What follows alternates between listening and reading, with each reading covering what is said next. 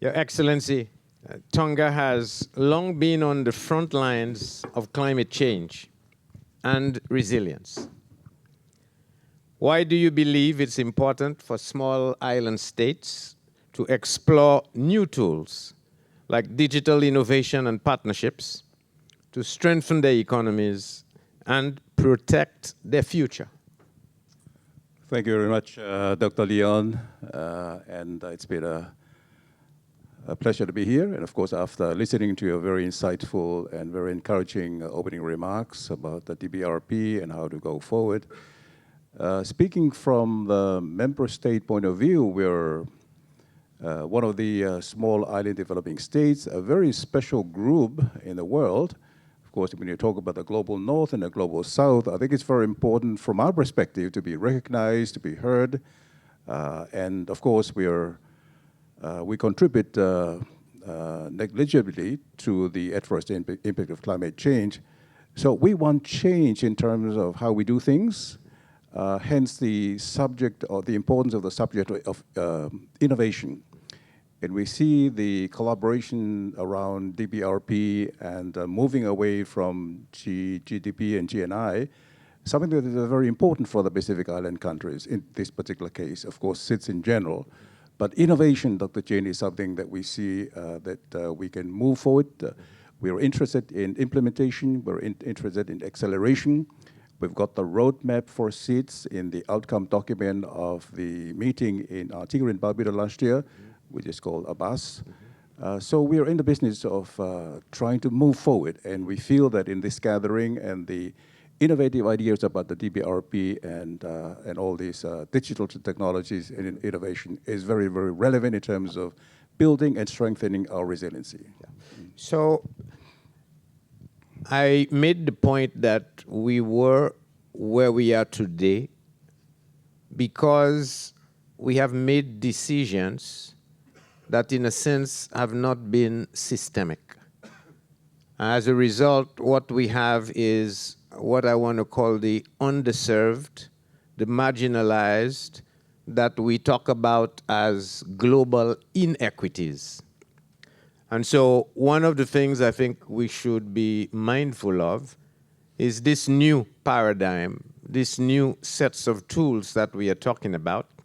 How do we ensure that those tools are used to reverse or at least ameliorate those marginal communities that we have left behind from what we were doing before?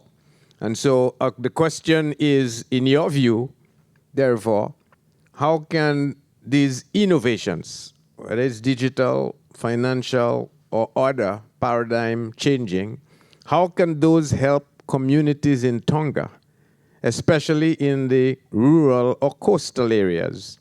How do we help them build secure and prosperous futures? This is where we are coming to this kind of gathering, Dr. Leon. Of course, we can only do so much at the member state level, but it doesn't mean that we can't make progress. This is the importance of partnership, the SDG 17 in the Agenda 2030 of the United Nations. So this is very clear from our side that we need partnership, we need innovation going forward. We also have to be mindful of the structure of our society. You know, culture was mentioned before, youth, I think, was also mentioned in some other panels. But looking at the national level, we have our plans, but of course, quite often, we're only talking at the government level. I think to include the boring stuff that my good friend Juan was mentioning, all good, but there's a lot of bureaucracy in government. But we should also be mindful about the community, the people at the grassroots level. In Tonga, we were made up of 170 islands, of which about 46 are inhabited, with about 700,000 square kilometers of ocean. So there is a disparity, or the islands are dispersed. Hence the importance of making sure that everybody is on board and not left behind. So the idea of innovation to include, I think India is doing very well in terms of getting the society to do payment electronically. I think these are the things that we need to do. Government is made some progress at its own level, but I think we need to make sure that we move the progress to the community level, whether in terms of making payment electronically, banking system and so forth. So we see digital technology as a great way to move forward.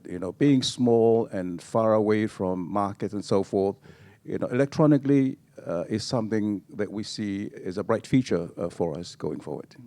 Thank you for that. I think indeed it is the case that this has to be a whole of society approach. But I would go further. It's a whole of planet approach. And the problem with the whole of planet approach is you have a governance layer, a leadership factor that has to drive this across the entire planet. Else it's not going to start, or if it starts, it's not going to continue. And so I want to zero in on that concept for the specific case of Tonga. You have nature and culture and knowledge as fundamental elements that need to be woven into your produced assets to generate that prosperity that we are talking about. So for countries like ours, like Tonga, how do you envisage us leading in defining those assets, how they are valued, how they are used, and to do that in the context of the constraints that we face in our global system? Because you are running like salmon against the tide. You have to lead, you have to start, but you are doing it against the rush of the global system. But somebody has to start. So how do you see that? Is it a challenge? Is it worth putting all our efforts into it? How does a Tonga lead? Small islands lead? What do we need to do? Thank you, Dr. Lee. And I think it's very, very important that we stress the importance of partnership, as I said before, but also friendship and understanding. I can remember when I first met you, and of course before understanding this concept of DBRP, resiliency, and moving away from GDP and GNI, I was of the mindset of just the old system, extraction or not valuing nature and so forth. But after listening to you, I became more and more convinced about my concept of valuing the natural assets and so forth and moving into a new system. And to my mind, and very convinced that it will be more favorable to the small states, not to mention the whole world, because you are moving into a new system of valuing natural assets and so forth, and linking that to digital valuing and transformation and so forth. So I find transformative power in that new concept. And I said before that it's very important for national governments to pay attention to societies, communities at the grassroots level. But coming back to the level of government, I think it's very, very important that we keep that understanding. You met with our Prime Minister, new Prime Minister and Minister of Finance in DC just before you came. Being new to the appointment, it's very important. Remember, we briefed the former Prime Minister on this one, and he was on board. We signed up to that agreement between Tonga and on the DBRP. We need to do more of that to the other member states. So there is an important part that member states can play, despite the bureaucracy, in that, for example, the Pacific Resilience Facility that we are working on at the Pacific Island Forum. So it speaks volume about the importance of linking a regional structure like the Pacific Island Forum to the structure of the DBRP. And of course, it will be the same thing for the Caribbean and the ACE region. So there is a place for regional organization to link to because what we are doing here with the DBRP, it's a new system. It's a new system of valuing national assets and transforming economy, whether it's health, society, and so forth. So there is importance in government stepping up and increasing the knowledge, awareness, so that they are more convinced and be party to this by signing the agreement and be part of this new movement. Thank you for that. You almost anticipated my next question, which is we cannot do this as singletons. So there has to be, using the old adage, strength in unison, strength in unity, strength in commonality of purpose. And so in terms of an actionable item going forward, what's your view, the message you'd want to share, one at the level of, say, the broad Pacific? How do we strengthen that regional cooperation so that the leadership that Tonga has shown can be spread for the benefit of all of the Pacific? The leadership that the DBRP is trying to show can be for the benefit of all SIDS, all less developed countries that are facing those particular issues. And if we had to give a message to global institutions, investors, partners, those who support SIDS like Tonga, not only with funding, but let's say with partnerships, with technology transfer, with support, what messages would you give to each of those as actionable items that we can take away from here to give us a map, a roadmap of action going forward? Thank you. Thank you, Dr. Leon. I think the message from my side is to be heard. I think we were in the right gathering of innovators, partners, philanthropists, and so forth. But it doesn't have to be finance all the time. But of course, with the innovators and investors, that they would need return on their investment. We just have to understand that. Mm-hmm. But there are means of coming together. You know, a government, of course, can access the DBRP, as was mentioned before. There is still the IFIs and the MDBs, although it's a long track. But the PRF that I mentioned before is one such an example, and the DBRP are there. They address the gaps that the multilateral banks are not being able to address.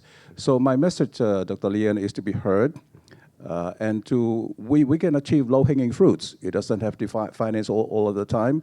Understandably, of course, investors will need a return on their investment.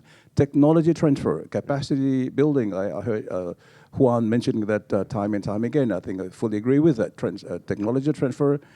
We have people, but we need capacity building so that we can help ourselves. You know, I think the message here is not to keep asking for the fish, but to ask for the hook. Yeah. And I think that there is space for that in terms of the collaboration of member states and the innovators and entrepreneurs to be given the capacity so that we can do things on our own. I think it's more productive that way going forward.